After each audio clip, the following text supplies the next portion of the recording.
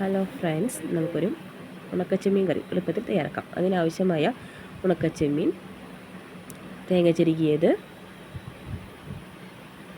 തക്കാളി, സവാള, ഇഞ്ചി, വെളുത്തുള്ളി. സവാള ചീനച്ചട്ടിയിലിട്ട് വഴറ്റുക. ഇതിലേക്ക് ആവശ്യത്തിനുള്ള ഉപ്പും ഇട്ട് കൊടുക്കാം. ഇതിലേക്ക് വെളുത്തുള്ളി, ഇഞ്ചി, തക്കാളി എന്നിവയിട്ട് വഴറ്റുക.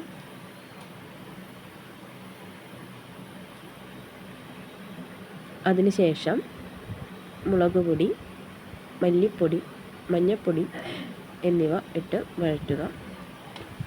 ഇതിലേക്ക് നമ്മൾ വൃത്തിയാക്കി വെച്ചിരിക്കുന്ന ഉണക്കച്ചെമ്മീൻ ഇടുക.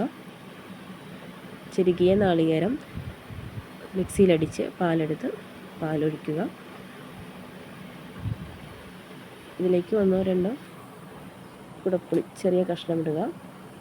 അതിനുശേഷം നേരിയ തീയിൽ വറ്റിച്ചെടുത്താൽ പെട്ടെന്ന് നമുക്കൊരു ഉണക്കച്ചെമ്മീൻ കറി തയ്യാറാക്കിയെടുക്കാം.